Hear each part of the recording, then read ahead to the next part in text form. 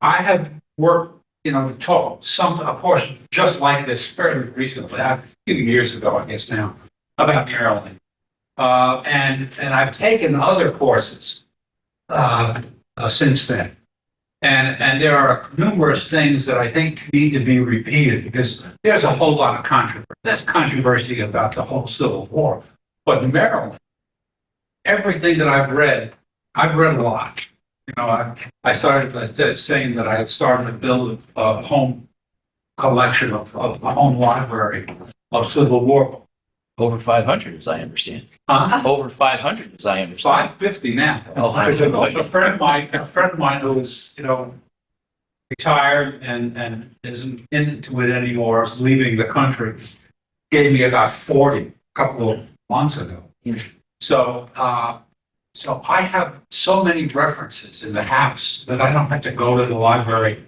I still go online for all stuff, but I think I built a fairly good perspective, not only from the northern standpoint, but from the southern standpoint too, because having lived in Georgia for 11 years, man, you really get it, both sides. And, there's still a lot of emotion involved in that. And so I try to get away from the emotion. I try to know why I feel a certain way. You have to have an opinion after a while.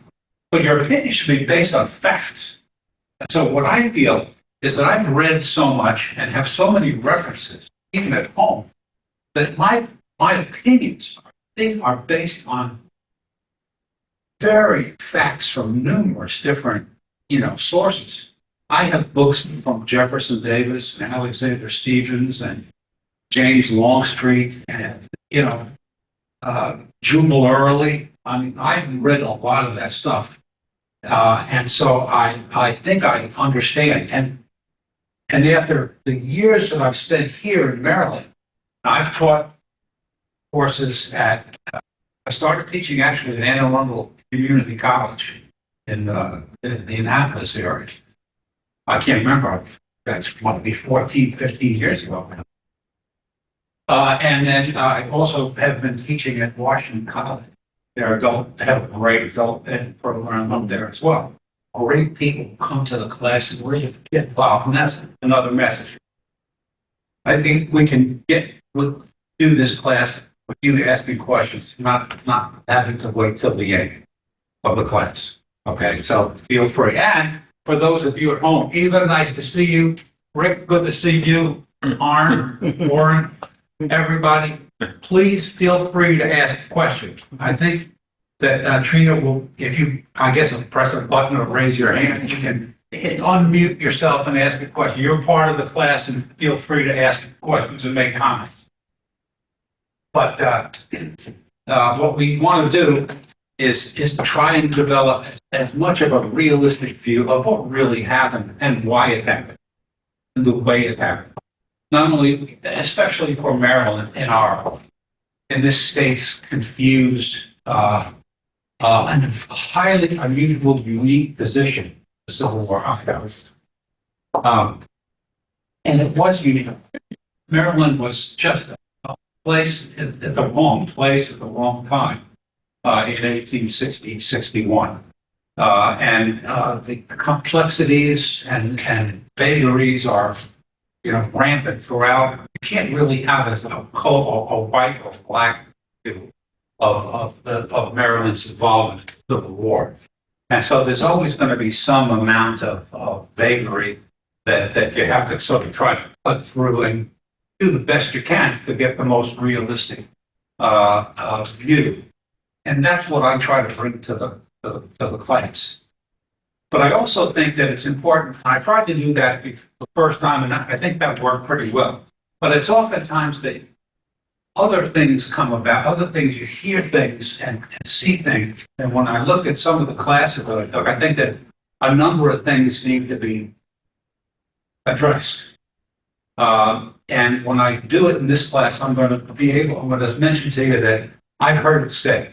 If you hear me say I've heard it said, I'm referring to something I heard said in one of the previous classes that I feel like needs some correction. I feel like agree with that, let's bring it on. Because I think that's how you try to get to the reality. I think that and that's a good thing for all of us to have a view of the world based on that's close to the reality of the situation for those human beings who live through it fearfully or however they live through it. Uh, uh, and as justice to them, because believe me, I mean, what was it that? Oh, I had a conversation with a gentleman whose family was deeply involved in slave owning in Maryland, and he's a direct descendant of big slave owners in Maryland. And we had a great conversation, and we talked, and he said, "Look, there's nothing I can do to take back what happened to the black people who lived under my family's tyrannical leadership back then. But there are other things I can do. I can acknowledge that, which he did. But also he does his own sponsorship of young people, which is, I think, fantastic.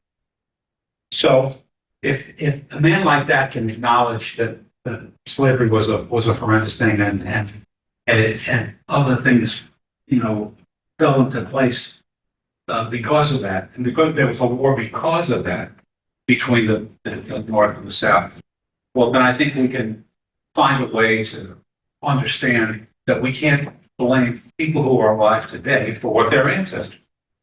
So I'm lined up right there. Nothing. Nobody who's alive today, has to speak up for their people, as far as I'm concerned. But you people who are alive today don't have to answer for their ancestors. So I want to be awfully clear on that. But there are misunderstandings and myths about the Civil War. A lost cause mythology is an entire, I did a course on that not too long ago. And how it grew up, et cetera, et cetera, et cetera. So one of the mythologies is that the winners write the history. Heard that? Well, not in this case, because I have books at home by Jefferson Davis, Alexander Stevens, the Vice President of the Confederacy, Jubal Early, Longstreet, John Bell Hood. I mean, and a good list goes on and on. Those guys wrote history. As a matter of fact, their version of the history of the lost cause mythology basically was funded in a lot of ways by northern publishing houses after the war in New York and in Philadelphia. Oh, thank you. In New York and in Philadelphia, they published magazines. Periodicals that were published, every month. And they published the Civil War accounts of many, many Confederates.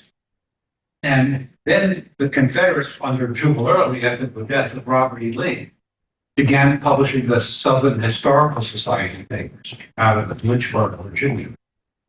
Not Lynchburg.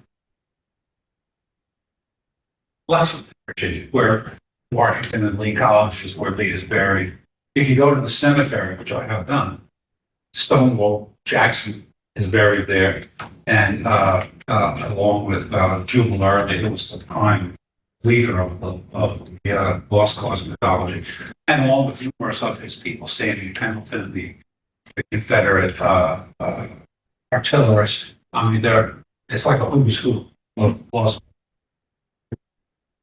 Yes. What is lost cause mythology? Really, lost cause. Essentially, it's the Southern version of the Civil War, and it was written after the war by a whole host of former Confederates. Jubal Early was one. Pendleton, as I mentioned, General Gordon, John P. Gordon, who eventually became the governor of Georgia. He was a lost cause writer, and they all wrote for these magazines Civil War, the Civil War series published by magazines that lasted well into the 20th century.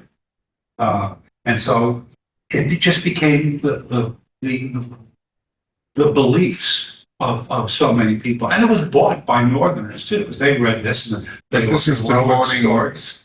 someone supporting the history of slavery. No, The war of northern aggression. it was the War of Northern Aggression, but they didn't support slavery anymore. That was, But that was the whole point. but it was sort of it was an explanation. It was a rationalization. Yeah, so it's like skipping past that. Why they fought. And again, they claimed that it was not about slavery for the most part, that it was about states' rights. And how many people? Plus, it was still being fought in the 1950s. Right. It's still being fought a little bit today. Very interesting. Yeah. That, that song, Maryland, My Maryland? There was a death button. What year was that song adopted as the state song by the Maryland State Legislature? 1930s. 1939. It took a while, didn't it? So the lost cause was, how deeply could the lost cause have been sitting on the minds of the Maryland legislature and the upper classes of Maryland? After the war, it was ingrained. Often, I was involved. Chapter and verse, I was involved in the Move the Monument campaign a couple of years ago.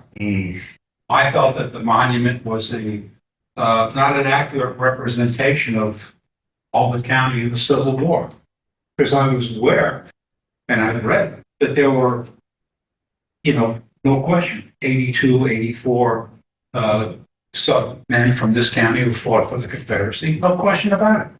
But what it kind of slipped under the rug was that there were 400 white Albany County residents who fought for the Union. Where did they go?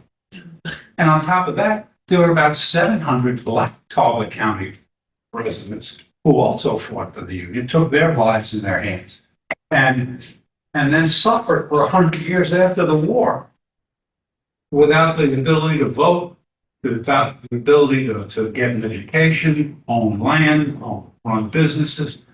And so I felt that statute, in and of itself, the Confederate flag is what bothered me the most.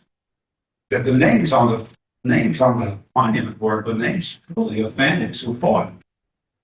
But this was never a Confederate province, although it was claimed to be early on in the war. And there was plenty of land out in the countryside, very close to here. There was slavery operating. Although that was really changing. We'll get into that a little while. Yeah. The war today. But the fact is that that's the mythology. Yeah. And it needed to be changed. The narrative needs to be more realistic about what happened in this state and even in this county. This is a very unusual state, Maryland, and this is a very unusual county because immediately before the war, clearly there were many more Unionists than secessionists in this county, and there was a vote February of 1861 that decided how many people representing secessionists would go to a convention in Baltimore, and how many people representing unionism should go to Baltimore to decide whether the state should secede from the Union or not. And the unionists won handily. We'll get into the exact numbers and everything. But that seems to have been forgotten again. This was not a secessionist vote. Yes. Were the rest of the Eastern Shore counties similar? Probably, yes. I would say yes, but you know what? The interesting thing is there's so little written. It's hard to find anything about these other counties. Although, the Governor Hicks was from Dorchester County. But I just haven't seen any real history of Dorchester County the way we have about Talbot County. And so, and we're going to talk about that as well. But probably, yes, they were probably similar. And I can't really say. I do think that the secessionist leaders in this county were well centered in Easton. They were everywhere, but they were really, the power was centered in Easton, and it was the power, as usual, of money interests. The wealthier people were the educated. They were the people who became the attorneys. The attorneys became the legislators, and the legislators made the laws. And there you have it. But this state was so unusual because of the presence of the city of Baltimore. And that's what some of the things that we're going to get into, and how that affected the way things occurred in the timelines that forced by forces on both sides that impacted the geography of Maryland, and it forced the issue with people having to take one side or the other. They were forced to basically take one side or the other, and they did. Nobody wanted war in Maryland, I think, fair to say. And nobody wanted marching through the state. But that was an inevitability. It was going to be inevitable because the capital of the United States of America was in Southern Maryland. It was that simple. So something had to give, and it did. So let's talk a little bit about the lead up. I don't want to get too far off track. The lead up to something very important. And we want to talk about Maryland. We're talking about the Civil War. And when you talk about the beginning of the Civil War, you can't not talk about South Carolina. South Carolina was in a powerful position. Their state basically was the leader. They were the first state. Lincoln was elected November by December 10th, 1860. South Carolina declared itself seceded from the Union. The Union was dissolved. Famous big front page in the Charleston Mercury. One of the absolute fathers of secession was William Rhett. William Barnwell Rhett, who was the editor of the very influential Charleston Mercury throughout the South. And so things pretty much had to go through South Carolina. And the new government, of course, Lincoln, at the time of Fort Sumter, Lincoln was in office for 6 weeks. He was barely getting his government together. And from the day he took office, he started having to deal with the impending crisis of what to do about reinforcing the 70 men who manned Charleston Harbor. They weren't in Fort Sumter early on, but they eventually moved there for their own safety and for their own self-defense, knowing the pending struggle that was about to happen. The trouble was that I feel like that sounded awesome.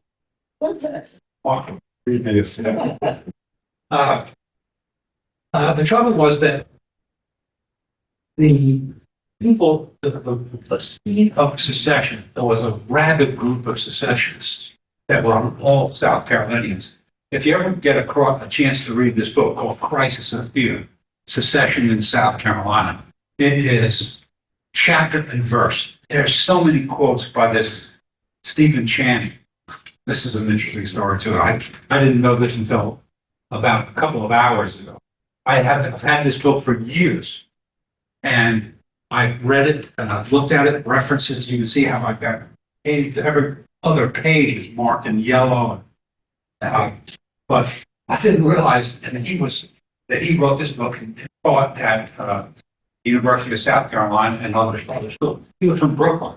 I looked him up on Wikipedia.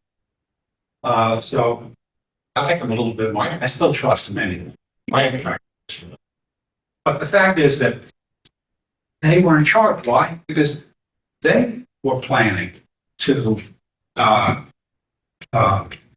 fire for something themselves, the state of South Carolina. And they were being driven into that position by the leading secessionists.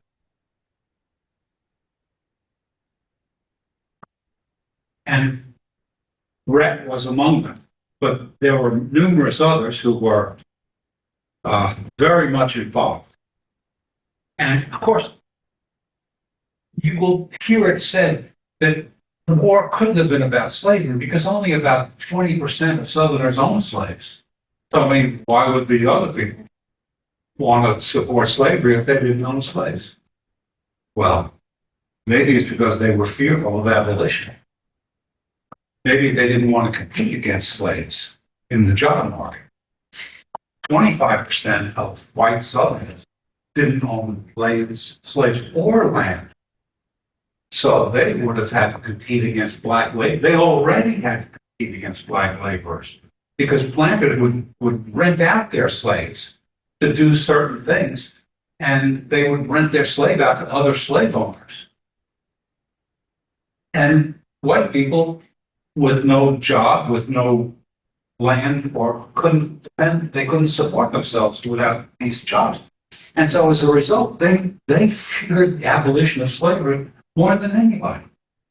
And so did the regular non-slaveholding landowners. They all were very fearful simply because of the numbers of slaves. In the state of South Carolina, there were more blacks than whites, all told, because so many slaves were concentrated there. And so this was a real tremendous factor for them. Then you have people like politicians, John C. Calhoun, before he died in 1851, made the statement that if slaves were free, then we're the slaves. And that had a massive impact on white Southerners. If those of you, may not be football fans in the South, but you might have heard of Furman University in South Carolina. It was named after James Furman, who was a preacher. James Furman said before the war that every Negro in South Carolina and every other southern state will be his own master if there's abolition.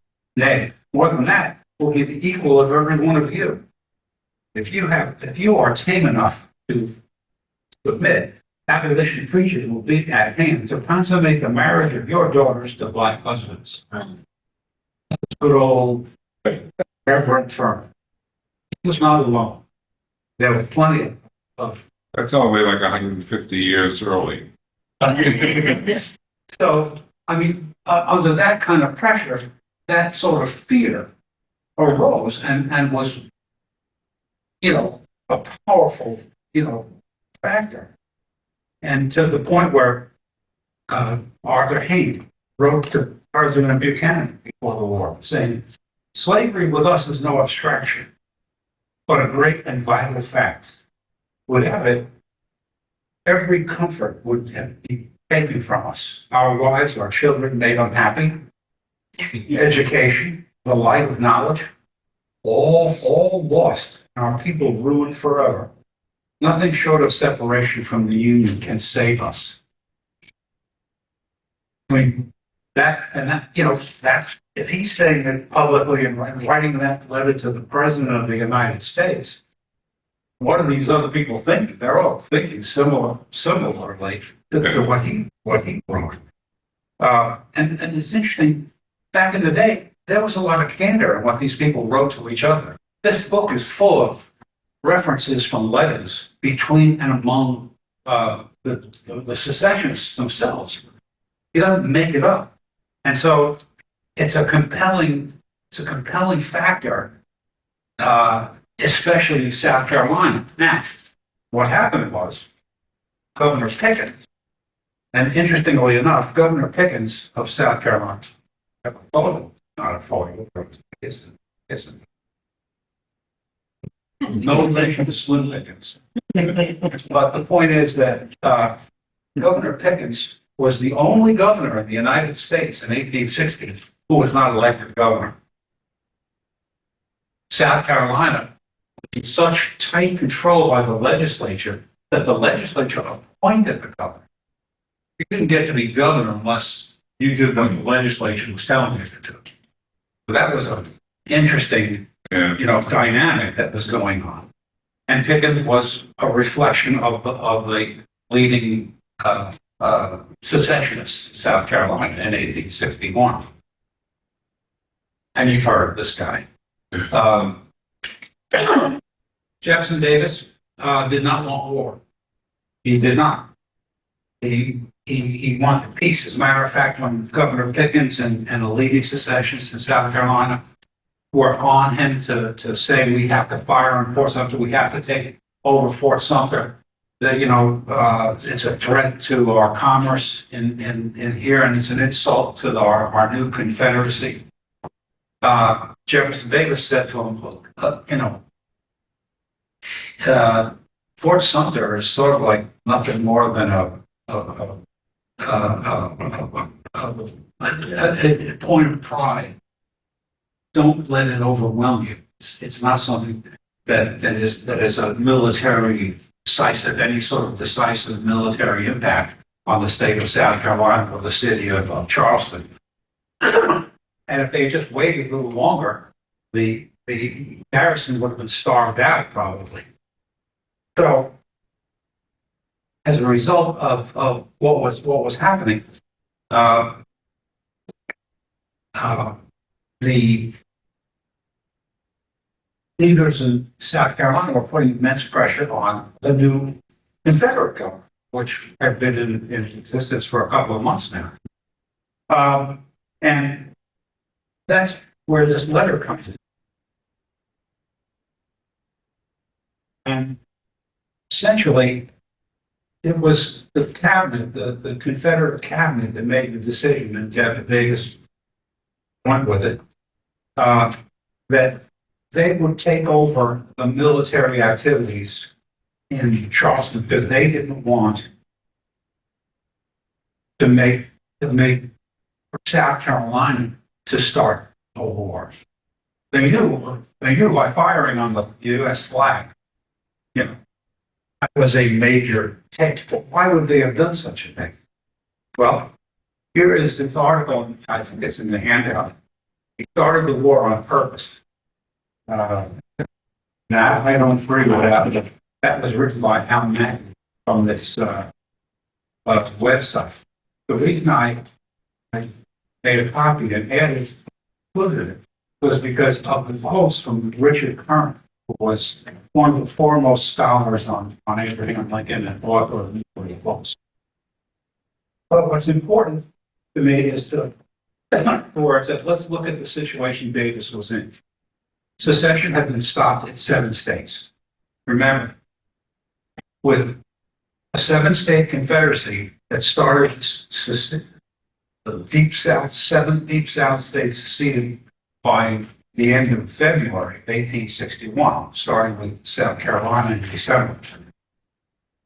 There were 15 slave states. Nobody else was seceding. They were waiting for President Lincoln to make some sort of ominous move to do something, some aggressive thing to stop and invade the South. But Lincoln understood, and he said, my objective is not to essentially destroy slavery where it existed. The Constitution doesn't give the ability to do that. Their goal was the Republican Party's goal was to stop the spread of slavery to the territories. And for that, there was strong Northern and uh, support, and it was adamant. And so those people, the people who put Lincoln in office, there were a lot of Democrats who didn't vote for him, but voted for Stephen Douglas. But they were the people who, after the war began, weren't the warheads. They were war Democrats. And so essentially, once that happened, the war Democrats, combined with the Republicans in the North, were an overwhelming number. And they were the people who essentially supported and were the Union Army, the Union military. Comrades were different. There weren't enough of them to stop the Union movement. The full-blown Confederacy would have to include Virginia, Maryland, and other slaveholding states of the Upper South and the border. The Virginia Convention voted 89 to 45 against secession on April 4th, 1861. That was a telling moment because with all the pressure that the Tidewater planters were putting on the state of their own people, they couldn't get but a two vote to one loss just a week before the firing of Fort Sumter. It's no coincidence that Fort Sumter happened a week after that vote in the state legislature in the state of Virginia. And it's no coincidence that the two guys firing the first couple of lanyards in South Carolina, in Charleston, when they started firing for Roger Pryor and Edmund Ruffin, two of Virginia's most passionate secessionists. They were there to show that Virginia was an integral part of the firing of Fort Sumter.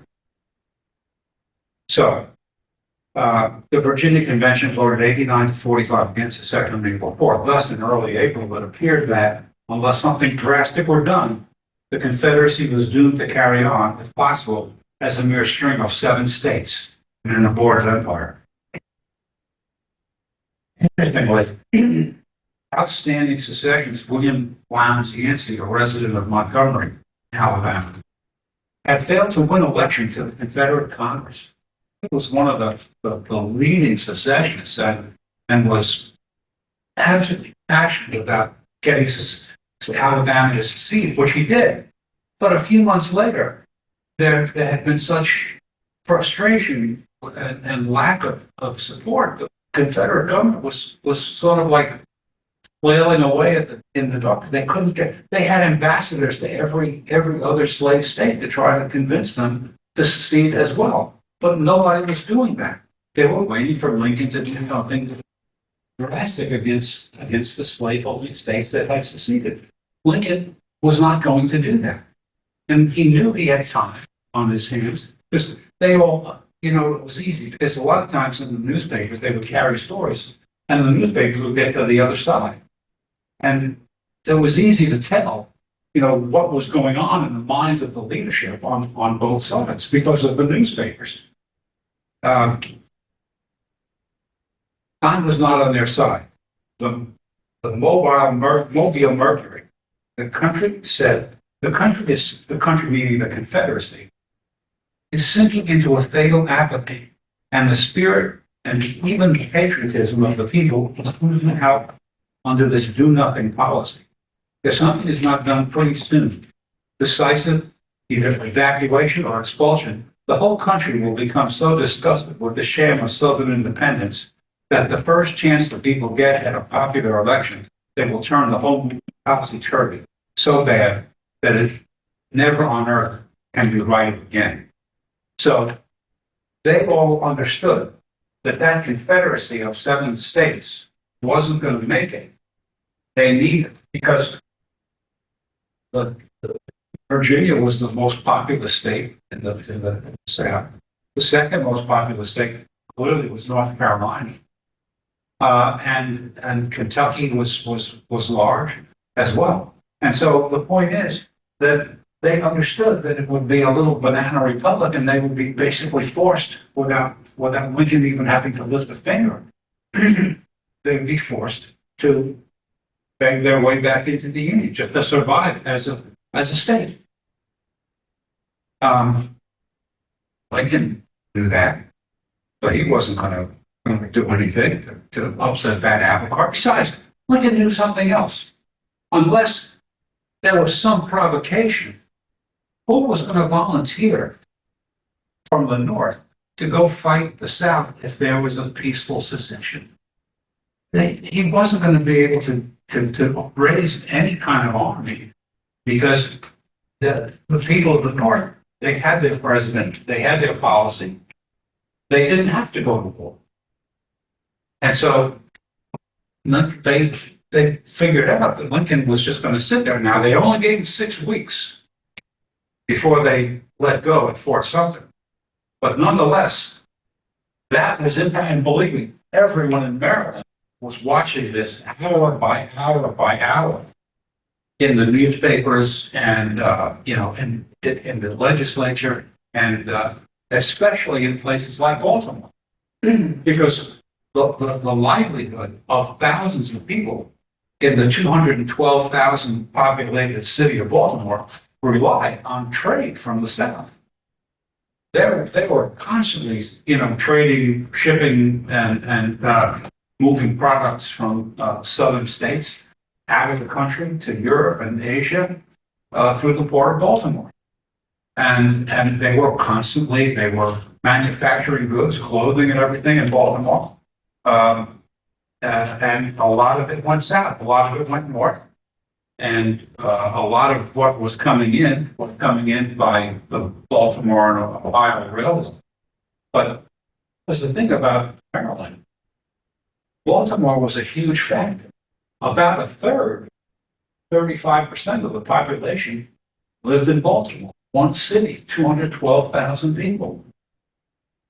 And that was, no other city in the South had that kind of nature. It was the biggest city in all the slave states, served by a considerable margin, I think. New Orleans was the next biggest city, but that was simply because of the port of New Orleans.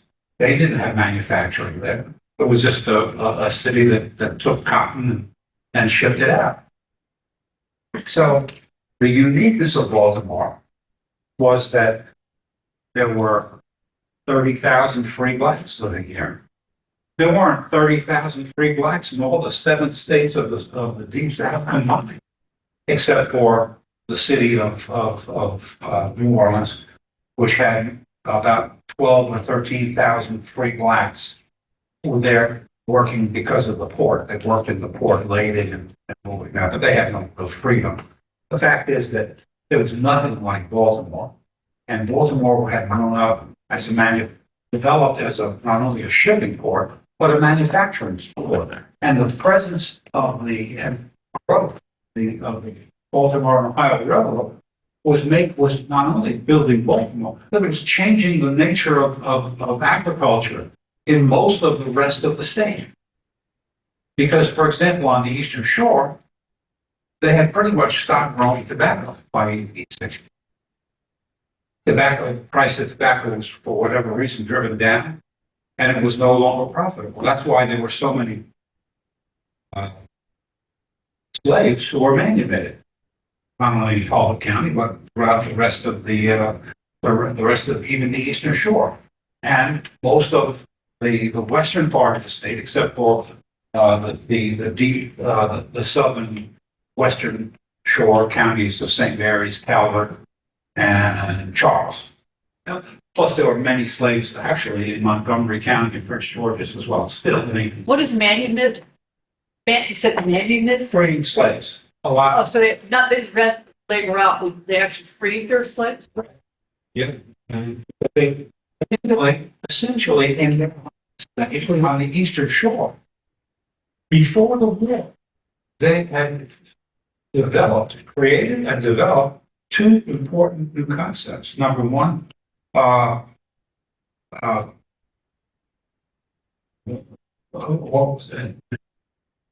Sharecropping and tenant farming. They had developed that before the war. After the war, most of the rest of the Deep South, with all those slaves that they couldn't hold as slaves anymore, they created, sharecropping and then, oh, well, Maryland had that before the war.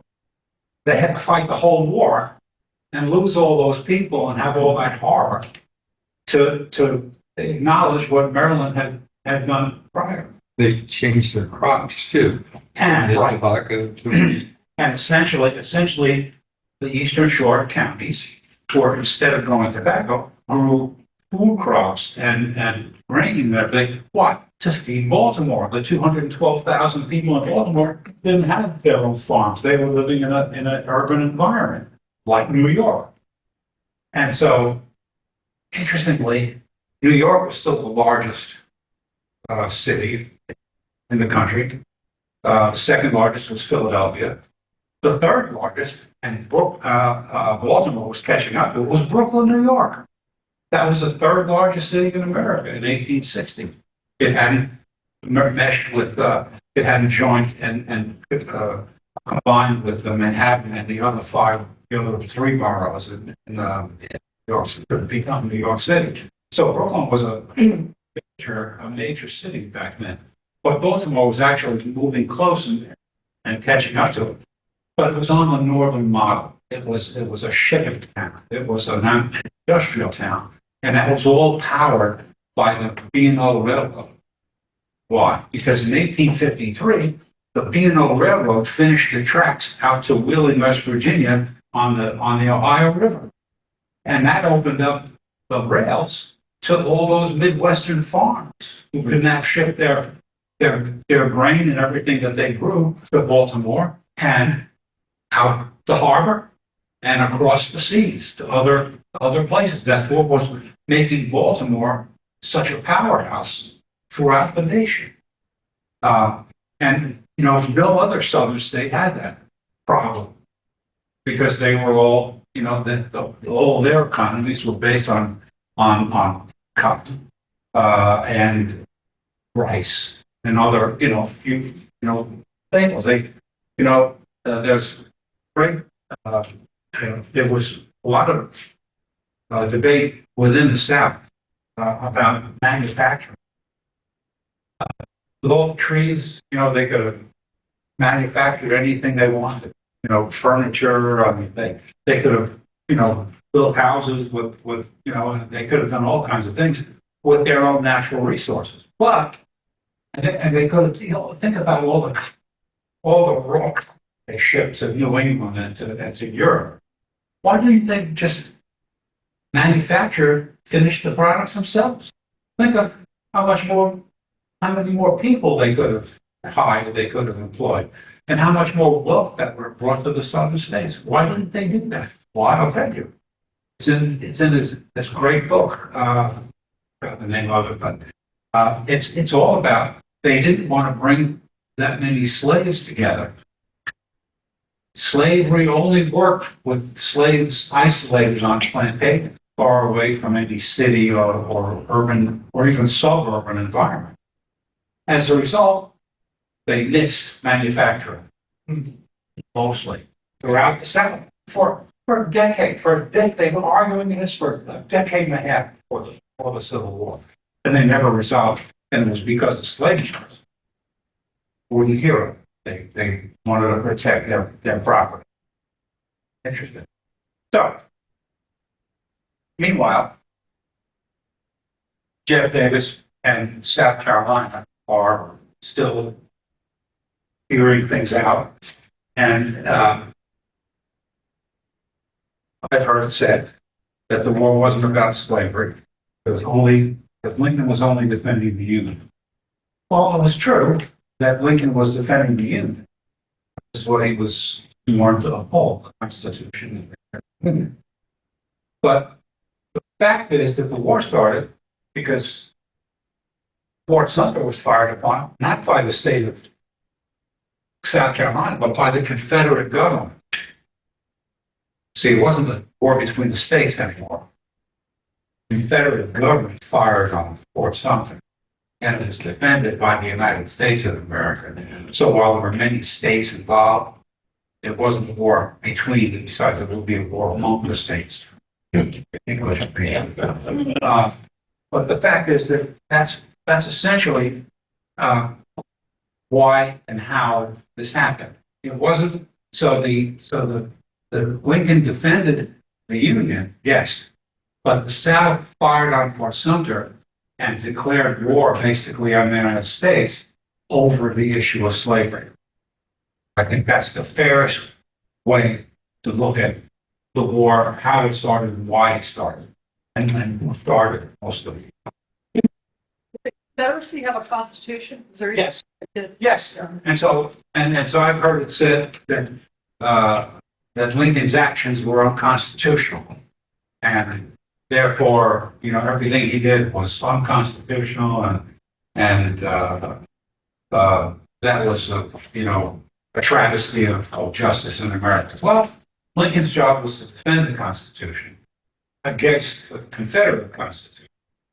Now, Marylanders had their choice too. They could have defended Maryland and the U.S. Constitution, or they could have seceded or tried to secede or fight for the Confederacy and the Confederate Constitution. There ain't much difference wasn't much difference between the Confederate Constitution and the U.S. Constitution. It was basically just about the permanent establishment of slavery.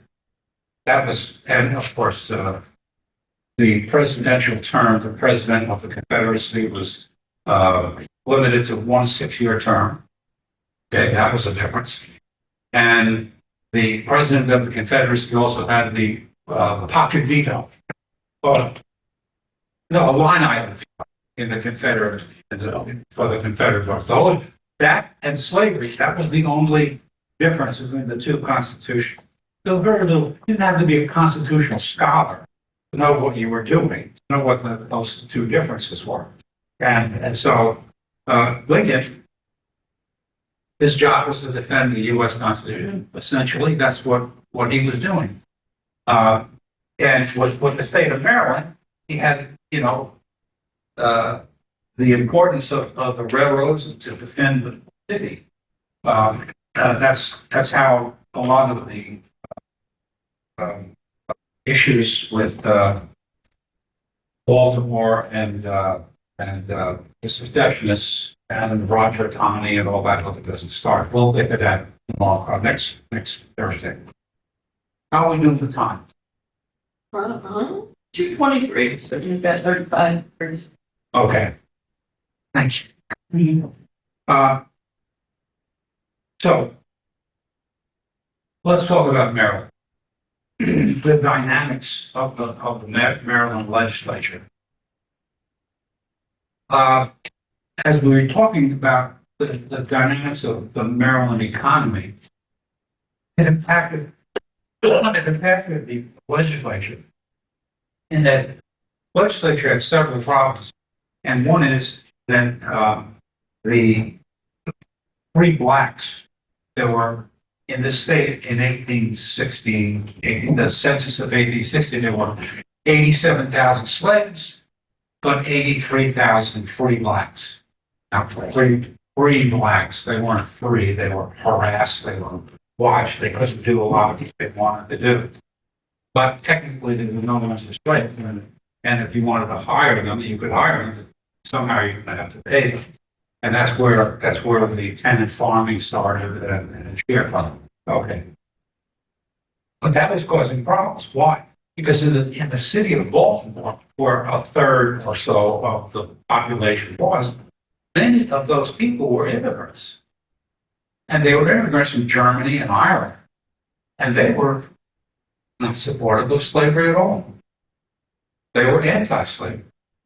That's a large chunk of people who were expected to vote. They weren't supporting the standard Democratic Party or even the Whig Party. They changed. Basically, the Whig Party was the more conservative of the major parties in the mid-1800s. And the Know-Nothing Party was taking over in Baltimore. Slavery was no issue. These people in Baltimore were working day to day to day among 30,000 free blacks. Well, the other thing is that by 1861, Baltimore effectively could never have been a Confederate city.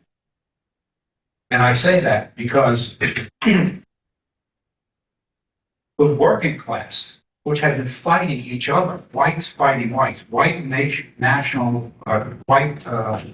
whites, were fighting white immigrants in Baltimore for the best jobs in this growing industrial city.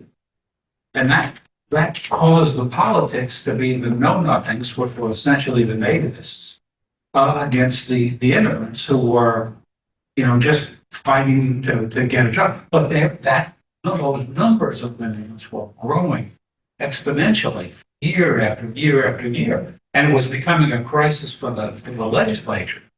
So basically in 1860,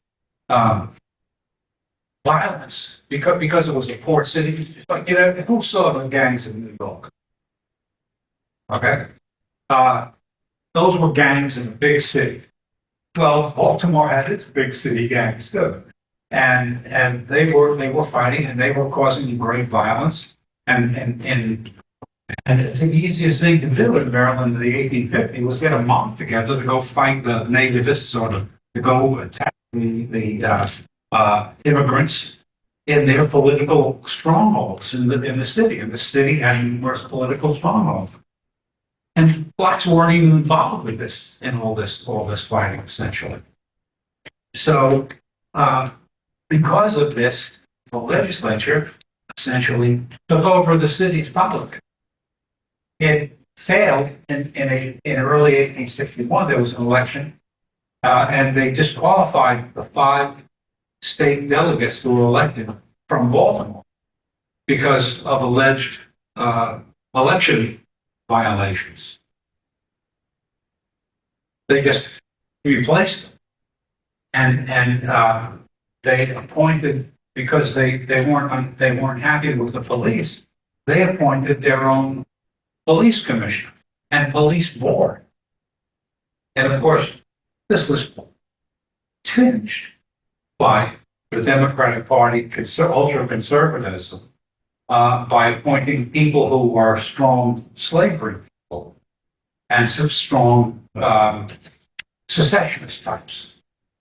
And so it had its impact during the Baltimore crisis in April of 1861, because essentially it's not Baltimore running Baltimore, it was the state that was dominating Baltimore politics. Even though Governor Hicks was a know-nothing. He was elected by the know-nothings in 1856. So that was the rub.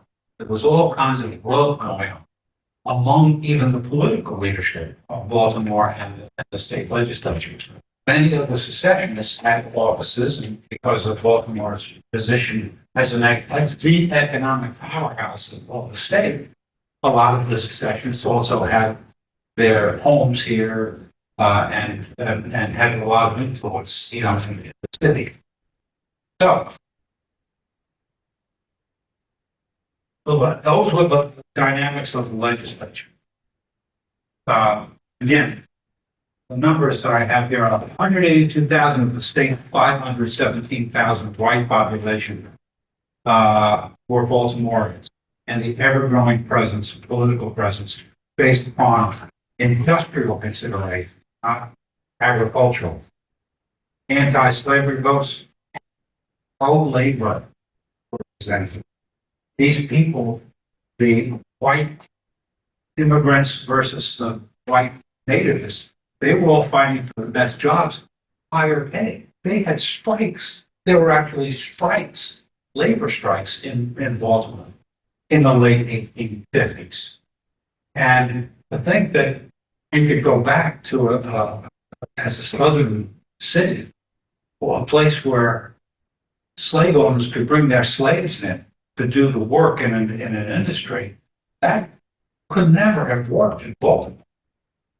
It would just never have worked. White laborers weren't going to compete with slaves. They would compete with black free people, which they were doing substantially every day. So you bring in large numbers of slaves, and your wages are going to go down. You're going to have labor issues. So that was the background of what was really going on to really understand the position that Maryland was in. You had to understand that dynamic. That's why so many people couldn't find their way to feel like they needed to support secession. Again, the majority of Marylanders did not support Union coming in and invading the South. They didn't want to see the South coerced.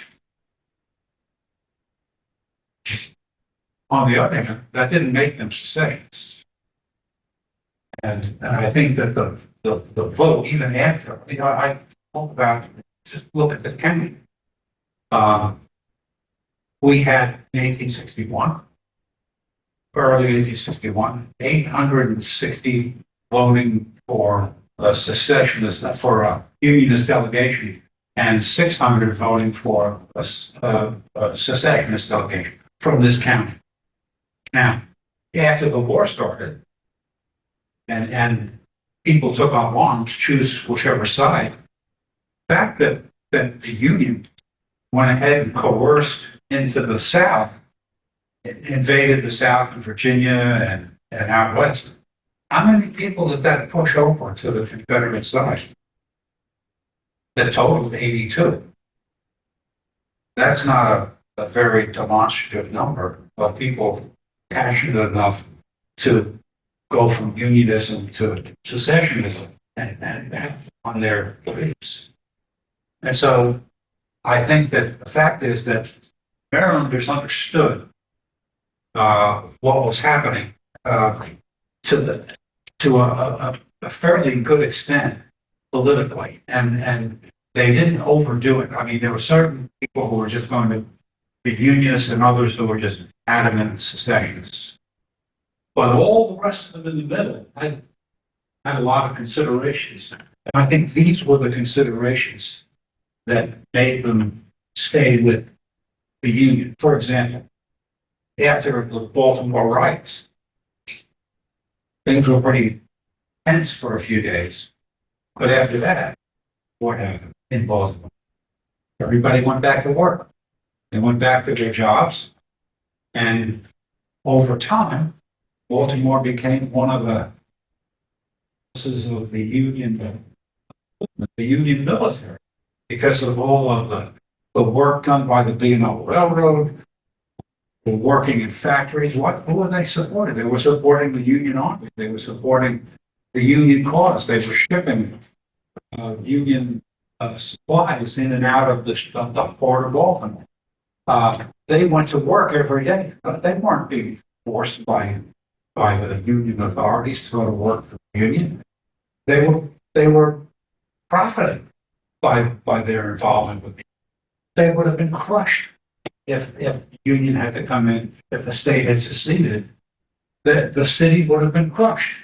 The economy of Baltimore and the state would have been ruined.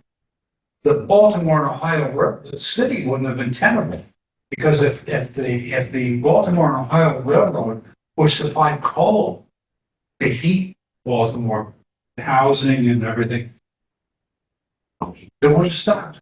They wouldn't have been able to feed Baltimore. As a matter of fact, when the bridges were burned north of Baltimore after the riots, what happened? After a few days, there were shortages of food and fuel.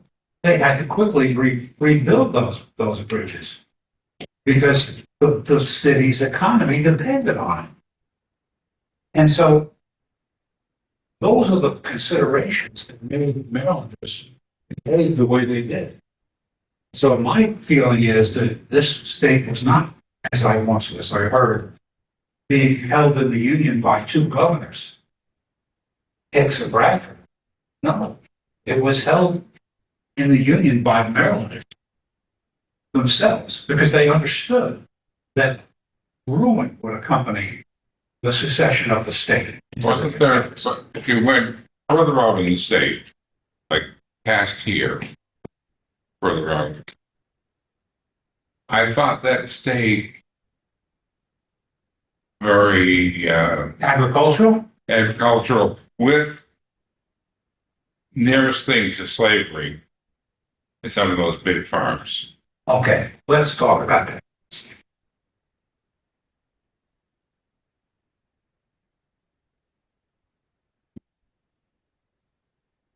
That's Maryland's population This is in your between 1820 and 1860. I think you have it in your handout. Okay. If you look, for example, at Talbot County,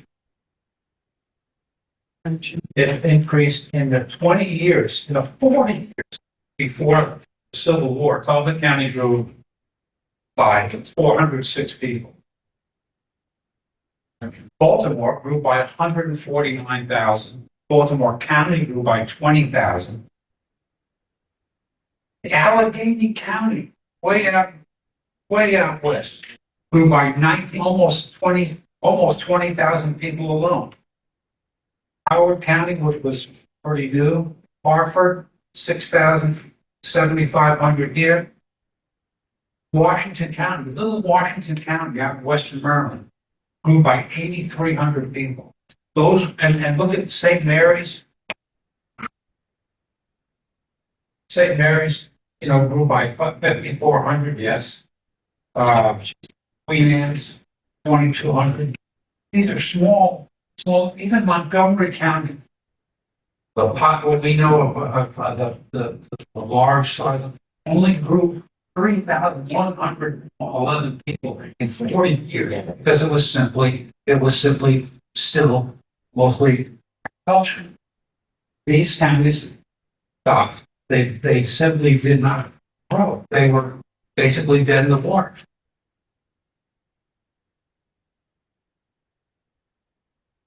That was the article that you read, just making it easier for the people on Zoom.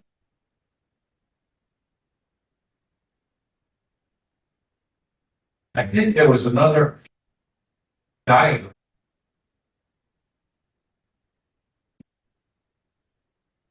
In your, is there another diagram in your handout?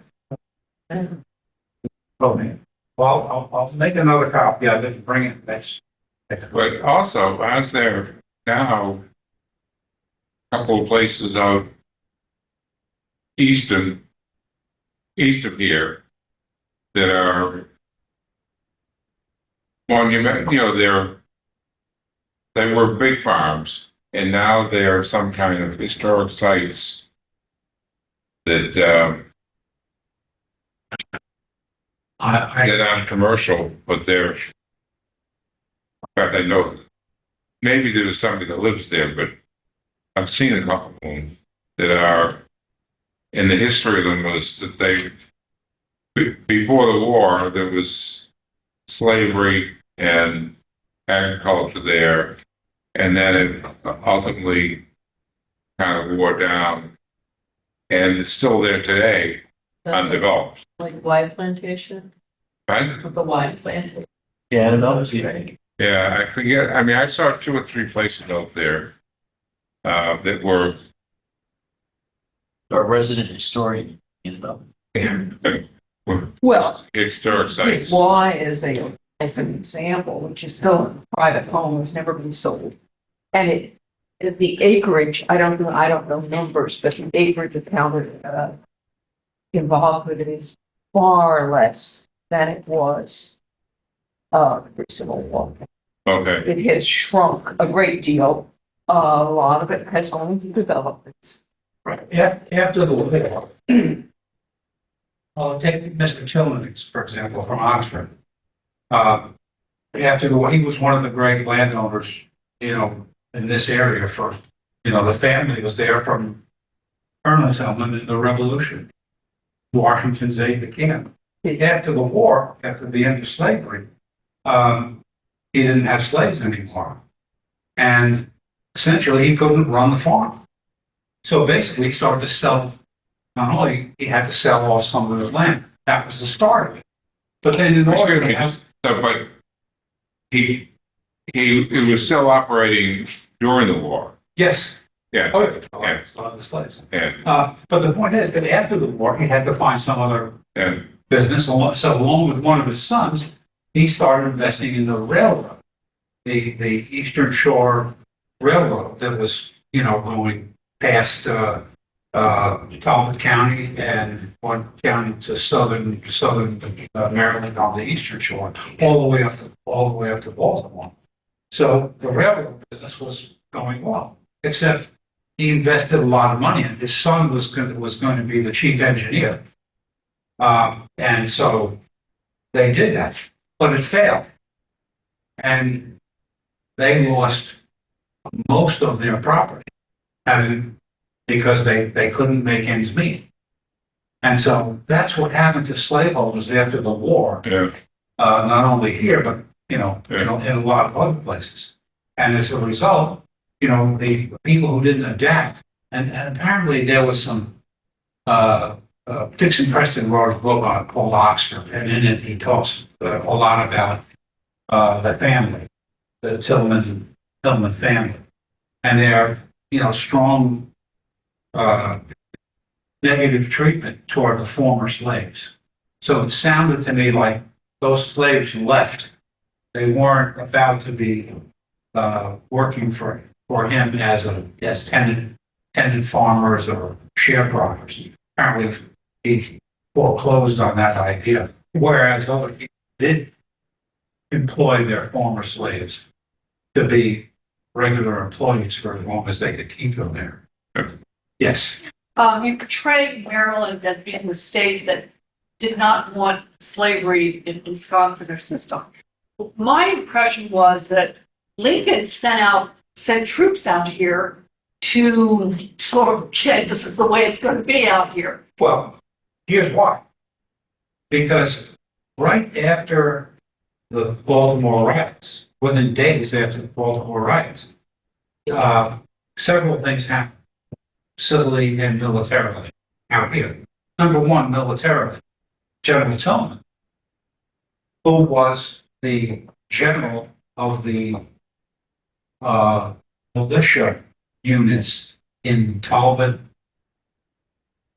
Queen Anne, and what was the other county? Carolyn? Caroline County. He was the general. He wrote an order to the militia saying, "Arm now, get ready to go, because we're going to have to repel these Union people who are coming in here marauding our innocent, citizens." And so basically, he declared the Union the enemy. He did that without the permission. He had his permission from the governor. None of the other generals who were in support, who were militia leaders, did that. He did that. You're talking about Tillman? Yes. General Tillman. And essentially, he declared the county and his area for the Confederacy. A couple of days after that, well, just at virtually at the same time, and we'll talk about this in detail next week, the political leaders in Easton and Talbot County called a meeting. And they made resolutions. They were basically the wealthier leadership, the political leadership of the county. They called for resolution, and they essentially declared that the future of the county is with the South, is with the Confederacy. They declared that. And they created a committee of safety that was going to arm the people. They had decided that they needed $20,000 to support this effort financially, and they basically acted as if they were a Confederate province. Was that an invitation only meeting and vote? Generally was the leader. Word of mouth? Right. The people who were appointed to the Committee of Safety, they were all insider secessionists, leader types. And so that's how they basically absconded with the town. That's why, essentially, my sense is that what probably happens, all the unionists probably, what is going on here? How could we live like we're not a Confederate province? we haven't had any attacks by the Union here. And so, you know, they all pretty much understood that the reason why the Union troops were coming through quickly through the state was not to occupy the state, it was to defend Washington, because Washington was totally helpless for weeks at a time before General Butler could get his troops in and other units could be sent by steamer down the Chesapeake and to Annapolis and then across by the railroad. That was to defend Washington, not to take over Maryland. Although that's the way it was interpreted, as you'll see from the order, which we'll have next week for you. But that's what happened. That's why Union troops came here. Yes. Just curious about looking at the population. Somerset and Worcester seem to have grown more than surrounding counties. And I was thinking, change with the economy, was there more food going from there to Baltimore? Right. The best part about the rise of Baltimore gave the planting class on the Eastern Shore a great new opportunity. They were all, you know, in trouble because of the price of tobacco. That was the staple for a century. But the rise of Baltimore made it easy for them to just grow their crops, put them on barges, and ship them up to Baltimore. And the seafood. Oh, seafood as well. You know, that's why the canning industry grew so quickly in Baltimore. We got canning here and on the Eastern Shore as well. They were right, and so that's how things were changing. Things were changing very fast, and that other overhead I thought I had was deposited in, basically shows the counties. Basically, it's like looking at this other.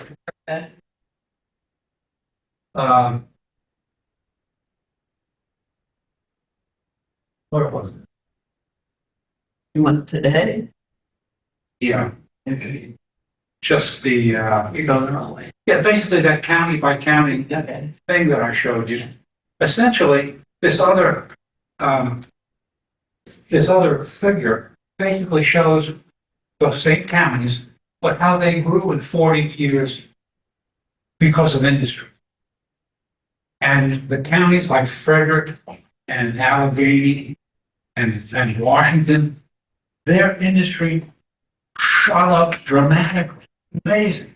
And how in 40 years, the population of Baltimore doubled. And their, It's like a mouse. Mhm. It's like, it starts out slow and then it gets like a jujitsu. It's, I was really hyped. my technology. I guess what seems strange to me is why Talbot and Queen Anne's, why the other Kent, which had the waterfront. Right. They were doing that. Summer Oh. and Worcester. Well, one reason might be because they are further down on the bay. And one of the big things between 1820 and 1860 was that you had steamships starting. And so those areas became accessible to places like Baltimore and Philadelphia and Wilmington, so they could I was thinking expand. Kent also. Well, they all did, but I guess to varying degrees. They didn't automatically all go to food crops. Some of them probably more slowly than others left the tobacco industry. But the fact is that they all did. All of them used Baltimore. And they, oddly enough, here's an irony. The irony is that the secessionists who were big landowners for the most part, they profited from it too. They sold their grain and their food products. They still sent it up to Baltimore, and they fed Baltimore during the war. That's how they made their money. The banks at the end of several of the larger banks in Easton in 1865, as a result, immediately after the war, reported quadruple the total amount of deposits that they had for them. So all these guys who were complaining bitterly about losing their slaves and all this stuff, and the Constitution, they were all making pretty, no, I can't say they were all making, but they were all of them were doing pretty darn well as a result of their supporting Baltimore and the Union cause. And believe me, don't think that they didn't try to create, products for the Union Army. All the contracts that were needed for supplies for the armies and the Navy by the U.S. government. These people were bidding on those contracts, and some of them got those contracts, and believe me, they made money from them too. So, and they didn't get shot at. One of the ironies, one of the sweet feelings that you have here on the Eastern Shore toward the Confederacy is that, unlike the Western Shore, the Eastern Shore didn't get invaded by Confederate armies for 3 summers, the way the Western Shore did. And they were, by the thousands, they lost cattle, sheep, and a lot of their products. Their food crops were invaded and picked up by Southerners. Of course, they were paid. Southerners generally made it clear that they paid for everything, whether it was useless Confederates or anything. They paid for it, or they gave Maryland and Pennsylvania farmers a little receipt for everything they did. Yeah, I owe you. Go get your money from the federal government. So, yes. I'm a newbie here. Oh, what was the interaction with Delaware? Because to me, looking at the map, you just got a straight line that goes down the peninsula. Delaware in 1860 had, I think, about 1,100 slaves. So Delaware was never a fact. The Confederate government never really went after Delaware. They knew it was fairly well a hopeless case. Delaware, interestingly, I didn't know this until a couple of years ago. Delaware made DuPont made vast amounts of gunpowder, artillery, and ammunition for the Union Army. And that was there before the war. They weren't going to. They knew they couldn't do that for the Confederate side because they could never ship it. But it was right there for the Union side if they continued to do that, and they did. So it was a big issue. Now I'll say this too. I think there's a famous speech by Alexander Stephens, the Vice President of the Confederacy, the famous cornerstone speech.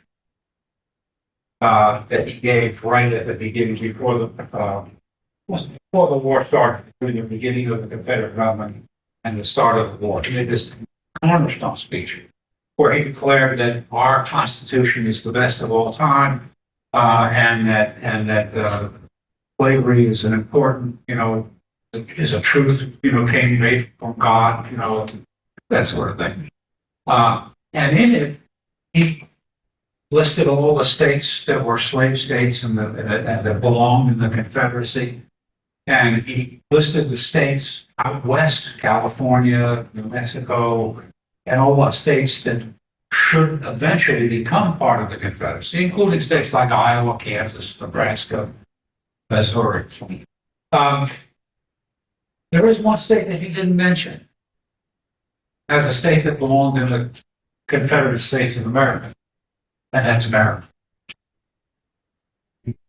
And when you look carefully at that, I had to read it 3 times before I believed that maybe he just forgot.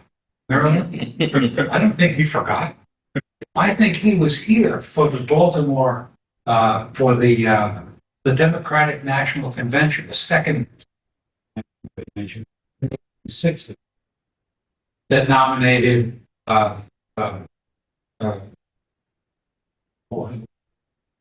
Brecken. And basically, he was in Baltimore for periods of time. Now, when you're in Baltimore for periods of time, you can't miss all these blacks who are walking around. I have to think that he saw this big city, this big industrial city, that must have reminded him of New York and Philadelphia. And to think that there are 30,000 free blacks living in this city, he knew what a free black meant in the South. A free black meant that the plantation slavery system is illegitimate.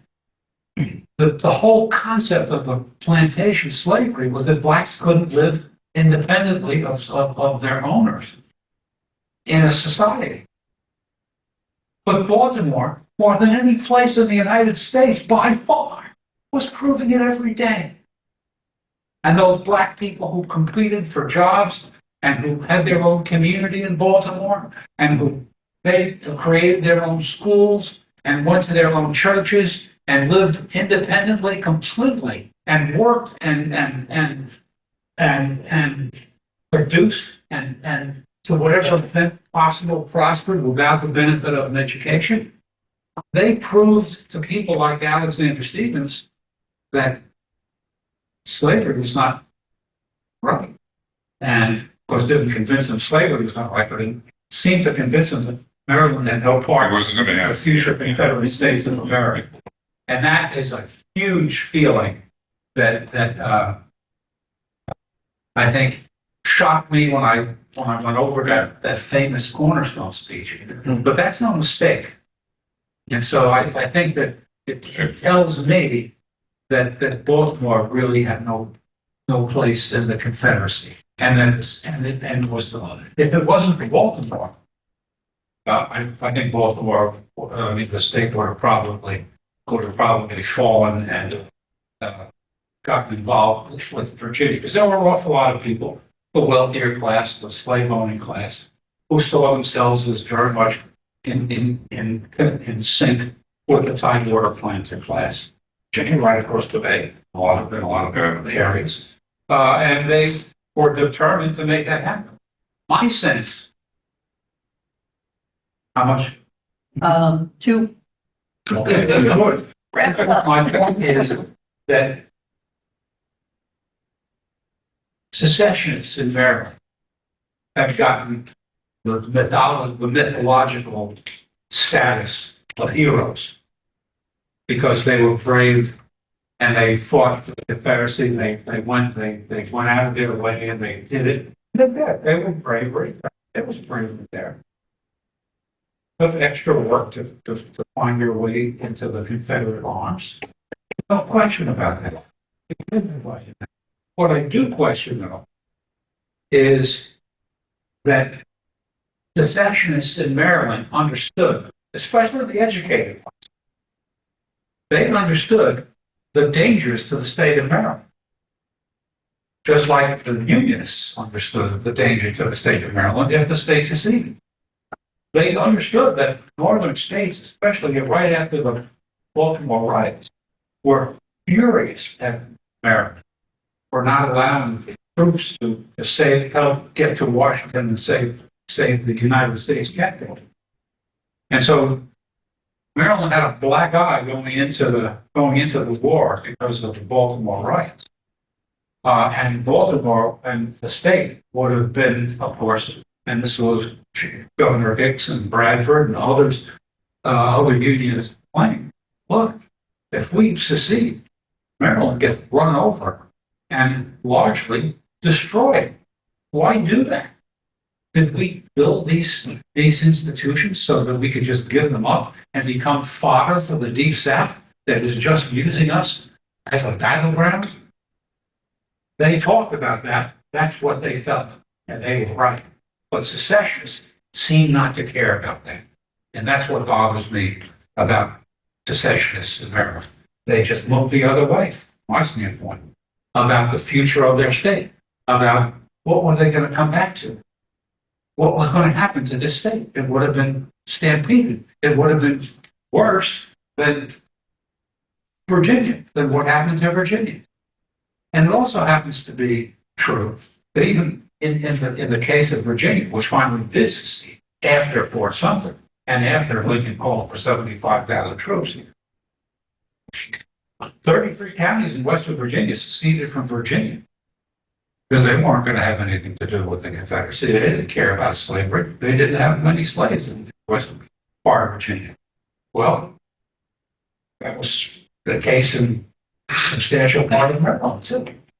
The other thing is that I learned this, that the Shenandoah Valley County, basically the breadbasket of the Confederacy, after Fort Sumter, in that vote to secede, those counties that comprised the Shenandoah Valley, they didn't secede, they voted to stay in the Union.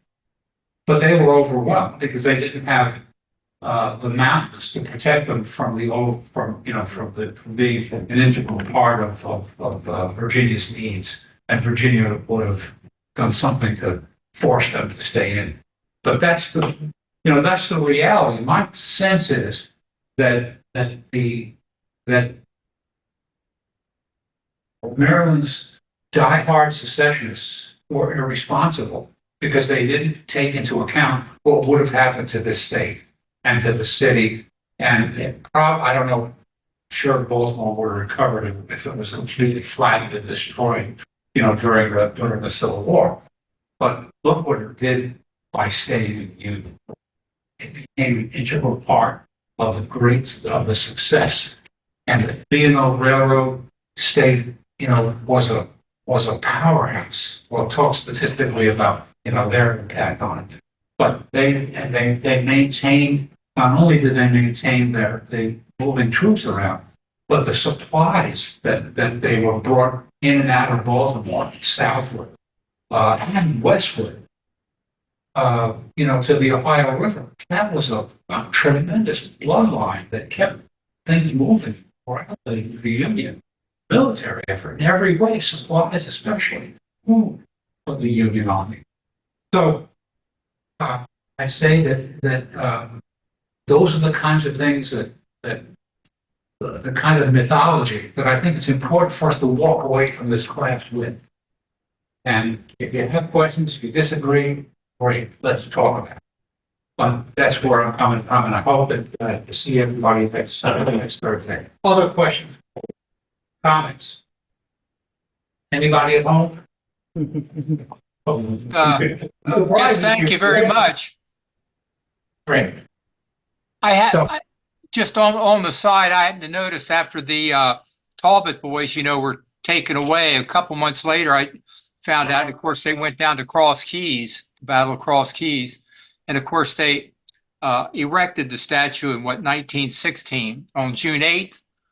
And I saw that the Battle of Cross Keys was a Confederate victory fought on June 8th, same day, 54 years earlier.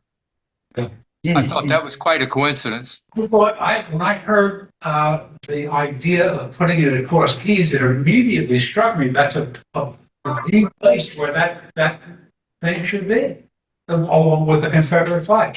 I originally wrote, years ago when the controversy began, I wrote, leave it there. Just take the flag down. Take that bronze Confederate flag statue off. That was rejected, and that's what suggested strongly to me that the people who were insisted on having were more interested in the flag than in the names of those men from the county.